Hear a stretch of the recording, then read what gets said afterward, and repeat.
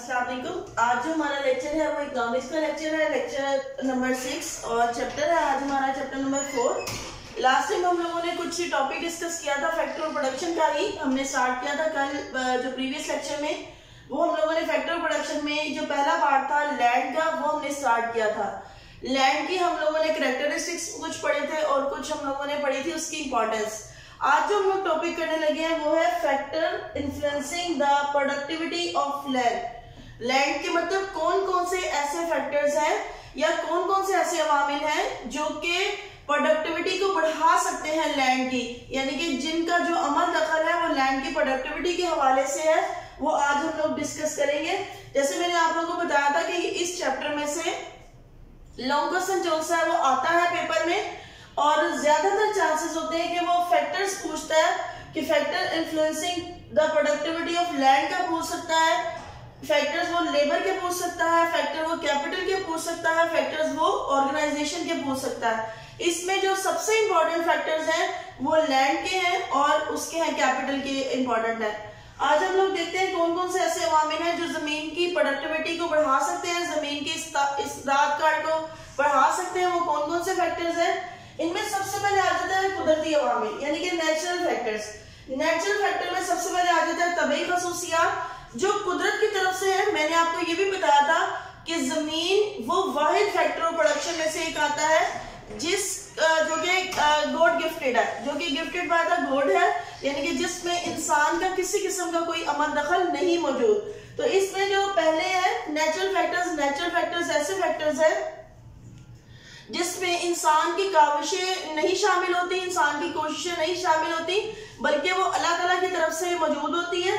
Like natural characteristics में कि कुदरती जो है वो तबीई खसूसियात, बाज़ औक़ात जमीन आप देखें तो जमीन की मिट्टी ही ऐसी होती है जिसमें जो सा वो प्रोडक्टिविटी के हवाले से आप कह लें कि वो ज्यादा काबिल कबूल होती है। बाज़ जमीनें क्या होती हैं, बैरन होती हैं, बाज़ जमीनें क्या होती हैं आपको पता फर्टाइल होती हैं, वो नेचुरली ऐसा होती है। अब इसमें जो सॉइल होती है, जो दरियाओं की मिट्टी जहां पर होती है वहां पे पैदावार क्या होती है, ज्यादा होती है। और ऐसी मिट्टी जिनमें रेत या फिर जो है पत्थर ज्यादा शामिल होते हैं वो कम जरखेज होती है, यानी कि जरखेजी के हवाले से वो मिट्टी ज्यादा सूटेबल रहती है प्रोडक्शन के हवाले से, जो कि कौन सी होती है, रेतली मिट्टी होती है या फिर कौन सी होती है आपकी दरियाओं की मिट्टी होती है। लेकिन अगर रेतली मिट्टी और जिनमें पत्थर वगैरह ज्यादा शामिल होते हैं वो आपकी जरखेज नहीं होती, वहां पे पैदावार क्या होती है, कम होती है। और पैदावार ज्यादा कहां पर होती है, जहां पे दरियाई मिट्टी ज्यादा होती है। इसके अलावा पानी आपको पता है एग्रीकल्चर सेक्टर के हवाले से सबसे इंपॉर्टेंट टूल है जमीन के बाद, क्योंकि पानी के थ्रू ही आपकी जो क्रॉप्स है वो ग्रो करती हैं, उनको वक्तन फवक्तन पानी की जरूरत होती है। अब पानी आपका एक तो नेचुरली बारिशें नेचुरली अवेलेबल भी होता है बारिशों की सूरत में, और बाज़ आपको पता है इंसान जो सा है इंसान की कोशिशों से इसको जो सा वो मसनूई आपाशी के जरिए भी खेतों वगैरह को या एग्रीकल्चर सेक्टर को पानी फराहम किया जाता है। उसके बाद आ जाता है आबोहवा। कुछ इलाकों की आबोहवा ही ऐसी होती है जो कि जमीन को क्या रखती है, जरखेज रखती है, यानी कि ऐसे इलाके जो सरसब्ज है जहां पे बारिशें ज्यादा होती हैं वहां की मिट्टी क्या होती है, जरखेज होती है। और ऐसे इलाके जहां पर जो सा वो बारिशें नहीं होती वहां की मिट्टी क्या होती है, बैरन होती है, वहां की मिट्टी बंजर होती है।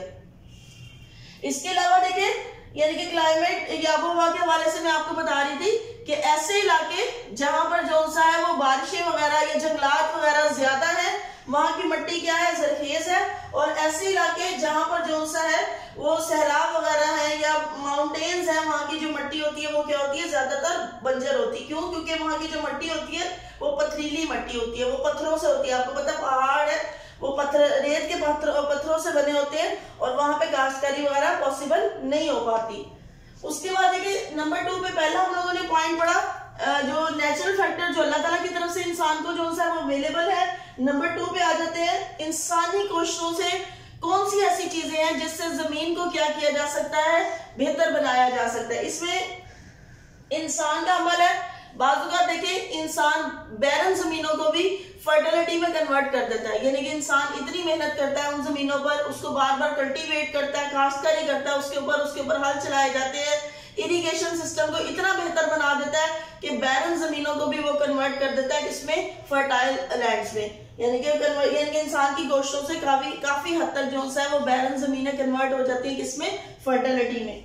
उसके बाद सिचुएशन मोहल्ले वकूफ, आपको पता है जहां पर मार्केट्स वगैरह ट्रांसपोर्टेशन आसानी से अवेलेबल होती है वहां पर जो है वो प्रोडक्शन भी क्या होती है, ज्यादा होती है। क्यों प्रोडक्शन ज्यादा होती है, एक तो वहां इलाकों की जमीन फर्टाइल होती है क्योंकि वहां पर जो है वो जमीन रनिंग में रहती है, यानी कि ये नहीं होता कि भाई कई सालों से बंजर पड़ी हुई है, कई सालों से वो यूटिलाइज नहीं हो रही, तो मैदानी इलाकों की जो जमीन होती है वो ज्यादातर यूटिलाइजेशन में होती है, जिसकी वजह से उस पर काश्तकारी क्या होती है, ज्यादा पॉसिबल होती है। जैसे पाकिस्तान में भी अगर देखा जाए तो सुबह पंजाब है और सुबह सिंध है, एक तो यहाँ पे दरियाओं की दस्तयाबी, दूसरा यहाँ पर जो सा है दरियाओं की दस्तयाबी के अलावा क्योंकि ये पॉपुलेशन वाले इलाके हैं तो यहाँ पर जो है वो काश्तकारी ज्यादा पॉसिबल होती है।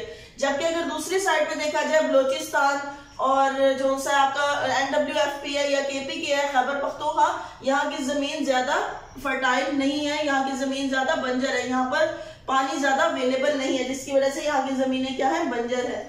इसके बाद आ जाता है आपका मीन्स ऑफ ट्रांसपोर्टेशन, जहां पे आपके रोड्स वगैरह प्रॉपर्ली बने हुए हैं वहां पर जो सा आपकी जो प्रोडक्शन है वो लैंड की वो क्या होती है, ज्यादा होती है। जहां पे मीन्स ऑफ ट्रांसपोर्टेशन, क्योंकि मीन्स ऑफ ट्रांसपोर्टेशन के थ्रू ही आसानी से चीजें जो सी होती है वो इंडस्ट्रियल सेक्टर से कहां पर आ जाती है, मार्केट्स में आ जाती है, तो वहां पे प्रोडक्शन क्या होती है, ज्यादा होती है। इसके बाद सप्लाई ऑफ कैपिटल, अगर जो सा है बैंक्स ऐसी यानी कि आप कह लें, देखिए दो तरह से पैसा आ सकता है, या तो फार्मर्स के पास खुद का पैसा है और या फिर वो किसी से क्या लेते हैं, लोन लेते हैं। फार्मर्स चूंकि बहुत ज्यादा रिच पर्सन नहीं होते, पॉवर्टी आपको पता है हमारे जो बैकवर्ड एरियाज है, जो रूरल एरियाज की निस्बत जो हमारे बैकवर्ड एरियाज है वहां पॉवर्टी ज्यादा है, तो उन फार्मर्स के पास इतना पैसा नहीं होता कि वो काश्तकारी कर सके।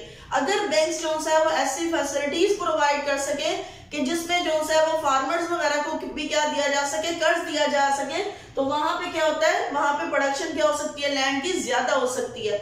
लेकिन अगर सपोज करें कि फार्मर्स वगैरह को कहीं से पैसा नहीं आ रहा तो उस सूरत में आपकी प्रोडक्शन क्या हो सकती है, कम भी हो सकती है। मीन्स ऑफ इरिगेशन, अगर तो आपाशी जैसे मैंने वाटर की भी बात की थी, वो एक तो नेचुरल भी है, लेकिन जिन इलाकों में नेचुरली आपाशी का प्रॉपर्ली निजाम नहीं है वहां पे मसनूई आपाशी के लिए जरिए आर्टिफिशियल इरिगेशन के थ्रू जमीनों को जो है वो पानी दिया जाता है और पैदावार को क्या किया जा सकता है, बढ़ाया जा सकता है। आपको पता है डिफरेंट डैम्स वगैरह बनाए जाते हैं, डिफरेंट दरियाओं से नहरें निकाल दी जाती हैं ताकि जो है वो जमीन को क्या किया जा सके, बेहतर और जरखेज बनाया जा सके। इसमें भी जो है अगर इरिगेशन सिस्टम नेचुरल आपके पास अवेलेबल नहीं है तो आर्टिफिशियल इरिगेशन सिस्टम के थ्रू आप जो है वो अपनी प्लांटेशन को या अपने एग्रीकल्चर सेक्टर को क्या कर सकते हैं, इंप्रूव कर सकते हैं। यूज ऑफ फर्टिलाइजर, बाजू का बेहतर बीजों का इस्तेमाल, खाद का इस्तेमाल भी आपकी प्रोडक्शन को क्या कर सकता है, बेहतर बना सकता है। अगर आप प्रॉपर्ली बाजू का जमीनें ऐसी होती हैं और बाजू का बीज अगर घटिया क्वालिटी के आप जो है वो इस्तेमाल करेंगे तो उसमें पैदावार क्या होती चली जाती है, कम होती है। लेकिन अगर आप सुपीरियर क्वालिटी के सीड्स इस्तेमाल करेंगे तो उसमें पैदावार क्या होती है, जमीन की बढ़ती है। और खादें भी जो है वो जमीन की पैदावार को क्या करती है, बढ़ाती है, क्योंकि वो जमीन को क्या कर देती है, मोर फर्टाइल कर देती है। एग्रीकल्चर मशीनरी जैसे ट्यूबवेल्स है, थ्रेशर्स है, दूसरी मशीनरी है, अगर प्रॉपर्ली जो है वो थ्रेशर वगैरह का इस्तेमाल किया जाए, हल चलाने के लिए मशीनरी का इस्तेमाल किया जाए, ट्यूबवेल्स का इस्तेमाल किया जाए तो प्रोडक्शन को क्या किया जा सकता है, जमीन की प्रोडक्टिविटी लेवल को इंक्रीज किया जा सकता है। यानी कि एग्रीकल्चर टूल्स जितने भी हैं उनको इस्तेमाल में लाकर आप जो है वो क्या कर सकते हो, बेहतर बना सकते हो अपनी प्रोडक्टिविटी को। उसके बाद लास्ट आ जाता है ओनरशिप ऑफ लैंड। देखिए अगर आपकी जमीन खुद की है, आपको पता है कि मैंने मेहनत करनी है तो मुझे मुनाफा होगा, अगर मैं मेहनत नहीं करूंगा तो मुझे मुनाफा। जिनकी अपनी जमीनें होती हैं वो लोग क्या करते हैं, उसमें फिर ज्यादा मेहनत करते हैं। लेकिन अगर यही टेनेंट में जो है आप कह रहे किरायों पे दे दी जाए जमीनें तो वहां पर जो है वो आपकी जो जमीन की फर्टिलिटी है या जमीन की प्रोडक्टिविटी है वो कम होती है। उन्हें पता है कि हमारी ये जो जमीन है वो अपनी नहीं है, वो वक्ती तौर पर हमने जो है वो एक टेन्योर पीरियड है उसके लिए जो है वो ली है, उसके बाद हमारी ये जमीन वापस हो जाएगी। उन्होंने उतनी मेहनत नहीं करनी होती। जबकि अगर वो आपकी खुद की जमीन है, मलकियत आपकी अपनी है, तो उसमें मेहनत भी क्या होती है, ज्यादा होती है। ये आज का आप लोग का छोटा सा टॉपिक था। प्रोडक्टिविटी के हवाले से कि कौन से ऐसे फैक्टर्स हैं जो कि जमीन की प्रोडक्टिविटी को क्या कर सकते हैं, इंक्रीज कर सकते हैं। मैं फिर आपको बता रही हूँ, इसमें से इस चैप्टर में से काफी हद तक चांसेस होते हैं कि लॉन्ग क्वेश्चन लाजमी आएगा, और जो है वो ज्यादातर ये पूछता है factor influencing to the productivity of land का पूछ सकता है, लेबर का पूछ सकता है, कैपिटल का पूछ सकता है और ऑर्गेनाइजेशन का। कल हम लोगों ने इसके कैरेक्टरिस्टिक्स और इंपॉर्टेंस भी की थी, वो भी आ सकती है कैरेक्टरिस्टिक्स और इंपॉर्टेंस भी, लेकिन इसके अलावा ये भी टॉपिक आ सकते हैं। ये छोटा सा टॉपिक है और इजीली जो है वो आपको याद भी हो जाएगा, इसमें आपको किसी किस्म की प्रॉब्लम नहीं होगी और ये आसान सा टॉपिक है, इसको जो है वो आप लोगों ने कंप्लीट कर लेना है।